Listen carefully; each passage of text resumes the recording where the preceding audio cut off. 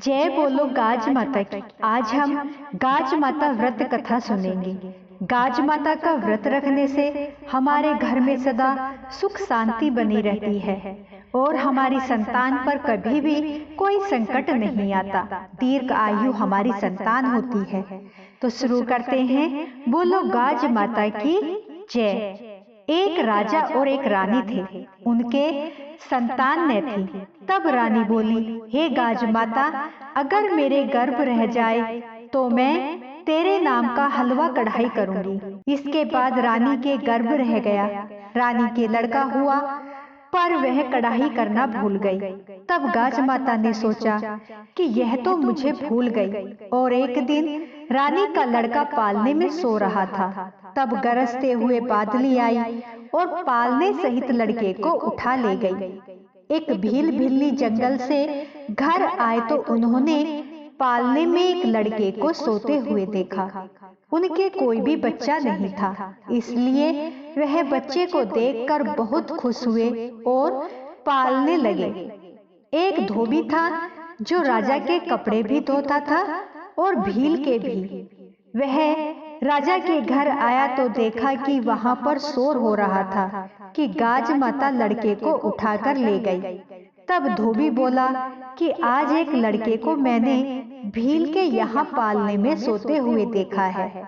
तब राजा बोला कि भील को बुलाकर लाओ। जब भील आया तब राजा ने पूछा कि तेरे घर लड़का कहाँ से आया। तो भील बोला, मैं गाज माता का व्रत करता था तो मुझे गाज माता ने बेटा दिया है। तो राजा रानी को याद आया कि हमने माता के हलवे की 2 कढ़ाई बोली थी जो नहीं की है, इसलिए हमारा बेटा चला गया।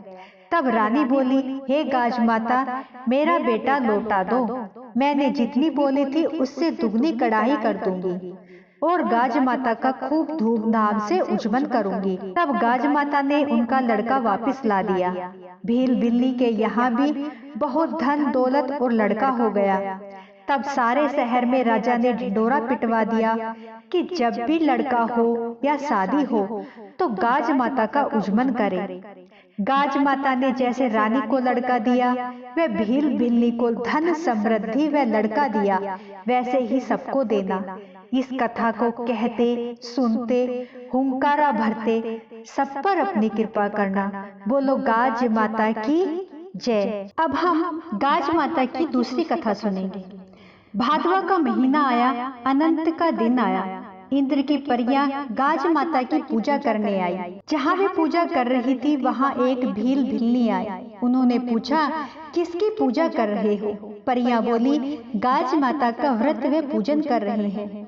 भील बिल्ली बोले, इसको करने से क्या होता है? परियां बोली, यश व लक्ष्मी आती है। ऐसा सुनकर भील बिल्ली भी गाज माता का व्रत करने लगे तो उनके बहुत धन संपत्ति हो गई। भिल्ली रानी जैसे कपड़े पहनने लगी। एक धोबीन के पास रानी व बिल्ली के कपड़े साथ धुलते थे। एक दिन कपड़े बदल गए। रानी नहा धोकर कपड़े पहनने लगी, देखे तो कपड़े बदल गए। तुरंत धोबीन को बुलाया और पूछा, मेरे जैसे कपड़े कौन पहनता है? मेरे कपड़े बदल गए हैं। धोबन ने कहा, एक भिल्ली है। तो रानी ने कहा, उसे तुरंत बुलाओ। भिल्ली को बुलाया गया और पूछा, तूने चोरी की या डाका डाला जो तू मेरे जैसे कपड़े पहनती है? भिल्ली बोली, मुझ पर तो गाज माता प्रसन्न हुई है। रानी बोली, मेरे भी बच्चा नहीं है, मैं भी ये व्रत कर लूं क्या?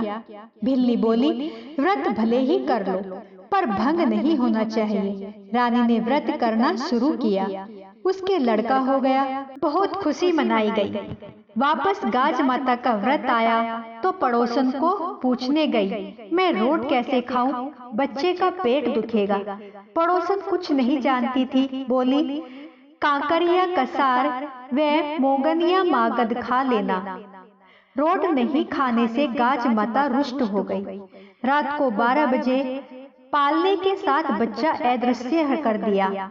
दिन उगते ही बच्चा व पालना दोनों की खोज शुरू हो गई, पर बच्चा कहीं नहीं मिला। रानी बोली, भिल्ली ही बताएगी। उसे बुलाया और सारी बात बताई। भिल्ली बोली, रानी व्रत भंग हुआ है, अब अगले व्रत का ध्यान रखना। रानी के फिर एक लड़का हुआ। रानी ने भक्ति भाव से गाज माता का व्रत किया। गाज माता प्रसन्न हुई और पहले वाला बच्चा वे पालना वापस रात को लाकर रख दिया। बच्चे को पाकर सब खुश थे। तब से सभी लोग गाज माता का व्रत करने लगे। गाज माता निपुत्रियों को पुत्र देती है और सबको भरा पूरा रखती है। गाज माता की जय। हे गाज माता, जैसे आपने रानी पर कृपा की, भेल भिलनी पर कृपा की, वैसे ही इस कथा को कहते सुनते हुंकारा भरते सब पर अपनी कृपा करना। बोलो गाज माता की जय। इस दिन हमें रोट अवश्य खाना चाहिए, चाहे आप उसे दही, घी, शक्कर कुछ भी हो साथ में, लेकिन यह व्रत तभी पूरा होता है जब इस व्रत में हम रोट खाते हैं। तो बोलो गाज माता की जय।